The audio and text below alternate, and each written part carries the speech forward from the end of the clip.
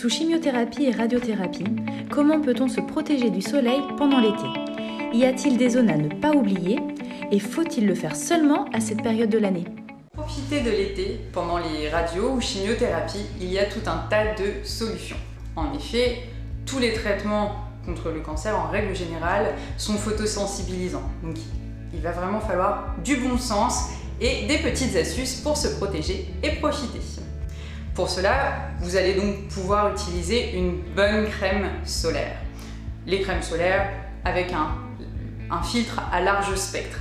Donc vous pouvez utiliser sous forme de lait, sous forme de baume, sous forme de brume, peu importe. L'important c'est vraiment d'avoir un large spectre, donc qui va vous protéger des UVA et des UVB, et un SPF, donc l'indice de protection maximum, donc 50 à 50+.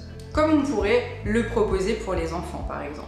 On va aussi éviter les heures de grande exposition entre midi et 16h, et vous avez aussi toutes les astuces avec les vêtements anti-UV qui vont vraiment vous aider à vous protéger et à ne pas faire de réaction, ne pas avoir la peau brûlée et vraiment profiter en toute sérénité. Concernant les crèmes solaires, prenez vraiment la texture que vous préférez.